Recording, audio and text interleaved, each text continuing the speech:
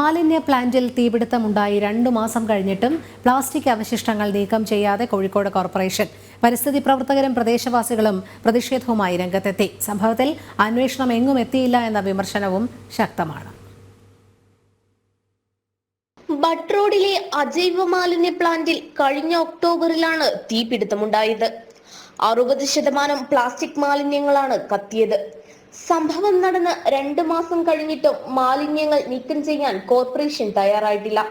Plastic മാലിന്യമായതിനാൽ ഗുരുതരമായ ആരോഗ്യ പ്രശ്നങ്ങൾ ഉണ്ടാക്കുമെന്നും ഇവ നീക്കം ചെയ്യാൻ അടിയന്തര ഇടപെടൽ ഉണ്ടാകണമെന്നുമാണ് ഉയരുന്ന ആവശ്യം. നമുക്കറിയാം, കോഴിക്കോട് തന്നെ നിരവധിയായിട്ടുള്ള നല്ല ഫോറൻസിക് വിദഗ്ധന്മാരുണ്ട്, നിരവധിയായിട്ടുള്ള ഡിപ്പാർട്ട്മെൻറ്റുകൾ ഉണ്ടാകുന്ന സമയത്ത് ഈ അന്വേഷണം അട്ടിമറിക്കാൻ വേണ്ടിയിട്ടാണ് ഒരു കെമിസ്ട്രി ഡിപ്പാർട്ട്മെൻറ്റ് എന്ന് പറഞ്ഞുകൊണ്ട് കണ്ണൂരിൽ നിന്ന് ഒരു പാർട്ടി ലേബിലുള്ള ആൾക്കാരെ കൊണ്ടുവന്നിട്ടുള്ളത്. അത് ഈ അന്വേഷണം അട്ടിമറിക്കാനാണ്. എന്നാൽ അന്വേഷണം പുരോഗമിക്കുന്നത് കൊണ്ടാണ് മാലിന്യം നീക്കം ചെയ്യാത്തതെന്നും അന്വേഷണം പൂർത്തിയായാൽ മാലിന്യം നീക്കം ചെയ്യുമെന്നുമാണ് അധികൃതരുടെ വിശദീകരണം. പ്രാഥമിക അന്വേഷണം നടത്തിയ കണ്ണൂരിൽ നിന്നുള്ള കെമിസ്ട്രി ഫോറൻസിക് വിഭാഗം അവശിഷ്ടങ്ങളിൽ ഉണ്ടായിരുന്ന മൊബൈൽ ഫോൺ ചൂടായതാണ് തീപിടിക്കാൻ കാരണമായതെന്ന റിപ്പോർട്ടാണ് സമർപ്പിച്ചിരിക്കുന്നത്. എന്നാൽ ഇത് മുഖവിലക്കെടുക്കാൻ കഴിയില്ലെന്ന വിമർശനമാണ് ശക്തമാകുന്നത്. എത്രയും പെട്ടെന്ന് അന്വേഷണം നടത്തി കൃത്യമായ നിഗമനത്തിലെത്തി നടപടി സ്വീകരിക്കണമെന്നാണ് ആവശ്യം.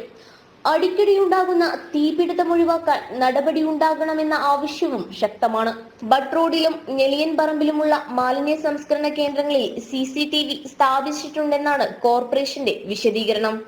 ജനം, കോഴിക്കോട്.